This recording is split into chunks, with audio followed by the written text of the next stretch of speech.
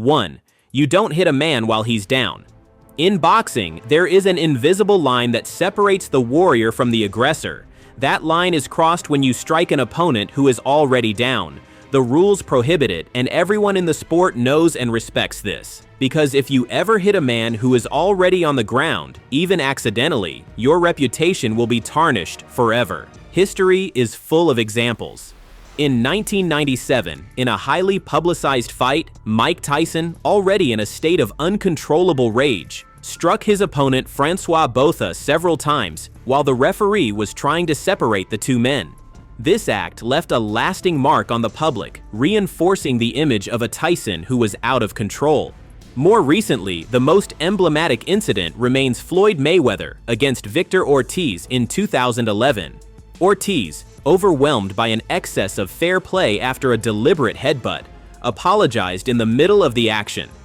The referee had just resumed the fight, but Ortiz was not ready, and Mayweather took the opportunity to unleash a lightning-fast combination and knock him out. The action was perfectly legal, but it was judged cold, cruel, and almost calculating. Why is this unwritten rule so important? Because boxing is a sport where fighters' lives are already at risk with every punch. When a boxer is down, he is vulnerable. His guard is broken and his reflexes are slowed, which means he could be unconscious. Hitting him in that state has nothing to do with the spirit of the sweet science. Roy Jones Jr., when he struck Montel Griffin while the latter had a knee on the ground in 1997, lost his light heavyweight title by disqualification and carried that stain as a burden in his legend. These examples illustrate the same truth. You can break a man in the ring, but never his integrity when he is down. 2. Protect yourself at all times, but don't be dirty. Protect yourself at all times. This is a phrase every boxer hears before each fight when the referee reminds them of the instructions in the center of the ring. But behind this official rule lies a tacit code. You must defend yourself without ever crossing the line into dirtiness. This means that if you hit your opponent in the back of the head or in the back, it will brand you as a cheat. The same applies if you target his groin or if you take advantage of a moment of inattention after a break to hurt him. There are many examples, and they remain in memory. In 1996, Andrew Golota was largely ahead against Riddick Bowe but could not resist the temptation of low blows. Even though he was dominating, his vice cost him the qualification and triggered a riot at Madison Square Garden. Roy Jones Jr. in 1997 made the opposite mistake. In his frustration, he struck Montel Griffin while the latter had a knee on the ground. Result: disqualification, loss of his title, and an indelible stain on his career. There are also the so-called rabbit punches to the back of the neck, which are considered dangerous because they can cause severe cervical injuries. Boxers know it is possible to protect themselves while respecting their opponent even in the middle of a wild exchange. Those who choose to strike in the blind spot, out of frustration or calculation, expose themselves not only to the referee's sanctions, but also to the disapproval of the public and other fighters. In the locker room, coaches hammer into their fighters that boxing is not the street. Hitting outside the tacit rules is to cut yourself off from the respect of your peers. And in this sport, respect is as valuable a currency as a world title belt. That is why most boxers always choose to step back after a break, raise their arms to signal that they respect the referee's signal, and target clear areas. 3. If you take a tune-up fight, you better win impressively. A tune-up fight is not a fight like any other. It is supposed to be a formality and a warm-up before a bigger challenge. But in the world of boxing, accepting this type of fight without dominating it clearly is a huge risk. Because boxing is cruel. You can win on points and still lose your credibility simply because you seemed human against an opponent who was supposed to be far inferior. There are plenty of examples. In 2018, Anthony Joshua, then unified heavyweight champion, was supposed to face Jarrell Miller, but a positive doping test from the challenger derailed the plans. Joshua then accepted Andy Ruiz Jr. as a late replacement. The Mexican-American was presented as a warm-up or an opponent with no real threat. We know the rest. Ruiz knocked Joshua down and created one of the biggest upsets in heavyweight history. Not only did Joshua lose his belts, but he also lost the aura of invincibility he had cultivated since the beginning of his career. Even when there is no defeat, boxers who struggle in an allegedly easy fight expose themselves to criticism.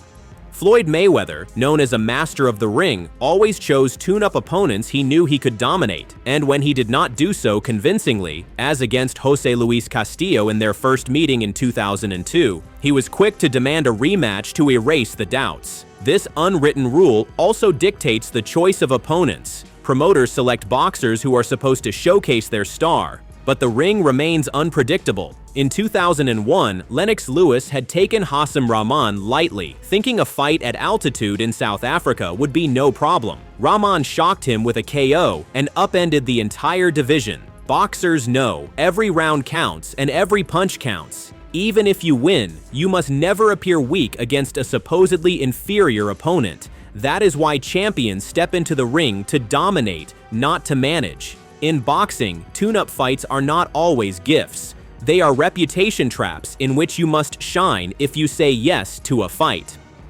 4. You don't showboat against an overmatched opponent.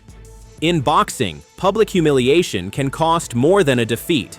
Showing off against an opponent who is clearly outclassed when you know he has no chance is crossing a red line that the public and other fighters never forget. There is a word for that: contempt. And in a sport built on respect for your opponent, this attitude is unforgivable. Boxing history is full of examples. Prince Naseem Hamed, at the peak of his glory in the 1990s, had built his reputation on theatrical entrances and mockery in the ring.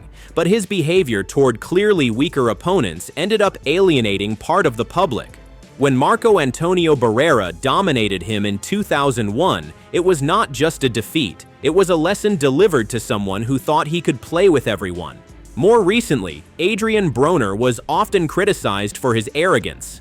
When he mimicked dance moves during fights against clearly outclassed opponents, he was putting himself in the spotlight for the wrong reasons. Broner, long perceived as Floyd Mayweather's potential heir, eventually lost the respect of the public and the locker room.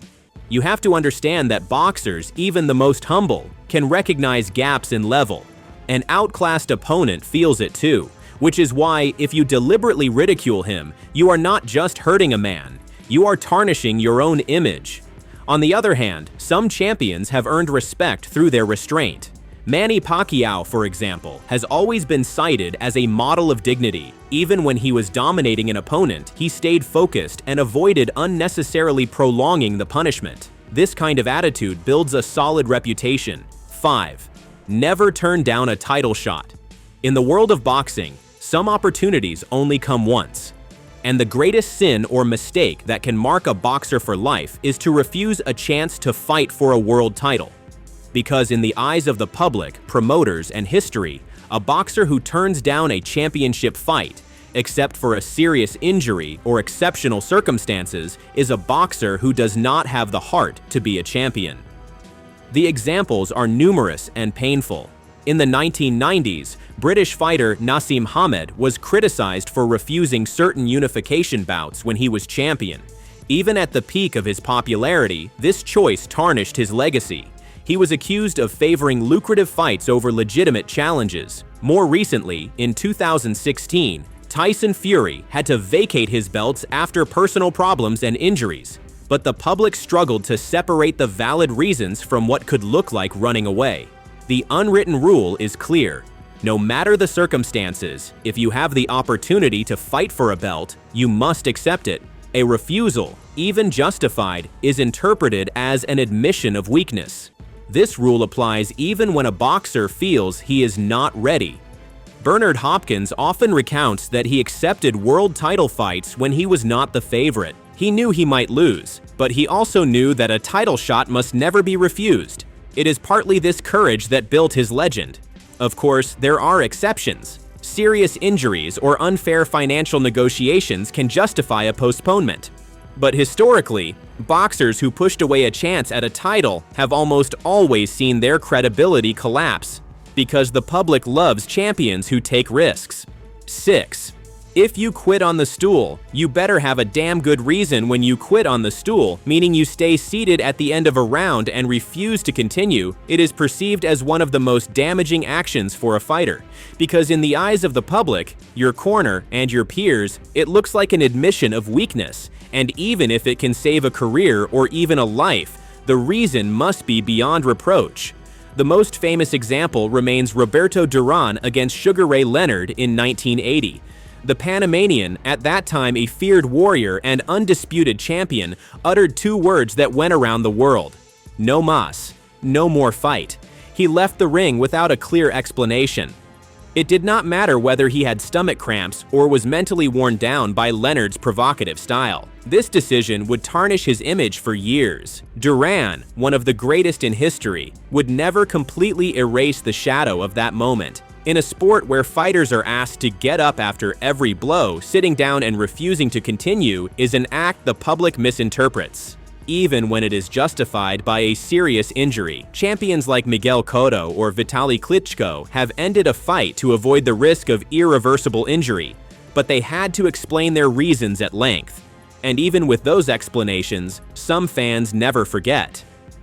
This unwritten rule puts enormous pressure on boxers. Many prefer to go all the way, even at the cost of their health, rather than quit on the stool. But those who know the harshness of the ring understand there are situations where stopping is the best decision. Experienced cornermen will then intervene to protect their fighter so that the choice is not perceived as a personal surrender. In the locker room, trainers always repeat the same thing: if you decide to stay seated, the world must understand why. Because quitting without explanation gives commentators, fans, and rivals the chance to destroy your reputation. 7. You respect the gym code. What happens in sparring stays there.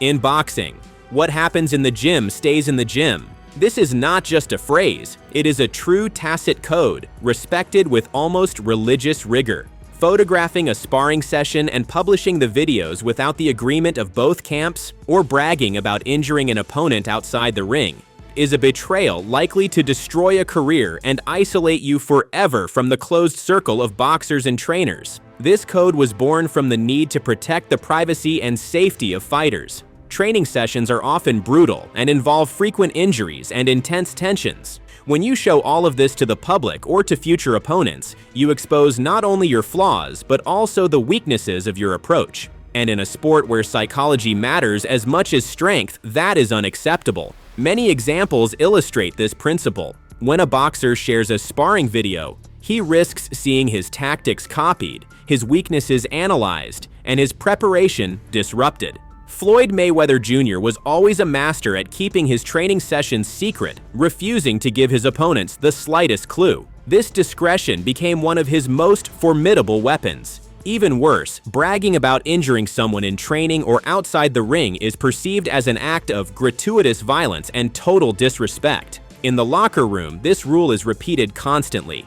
This tacit respect also plays a role in managing conflicts. A dispute outside the ring must remain private, under penalty of worsening tensions and creating a toxic climate. Boxers know that reputation is built as much on how you handle these situations as it is on what you do in the ring. 8. The crowd might boo, but a win is a win. In boxing, public perception is a double-edged sword. A victory can be hailed as a triumph or booed as a defeat depending on how it was obtained.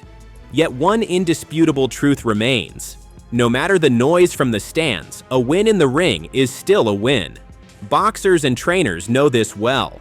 In a sport where judges' decisions can sometimes seem questionable and where fans can boo a result, the only statistic that counts is the official verdict. Winning on points by playing it safe or avoiding risks does not always please the crowd, who want action, furious exchanges, and even spectacular knockouts.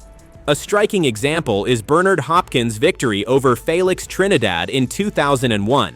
Hopkins, known for his defensive and methodical style, won on points, frustrating a public hungry for action.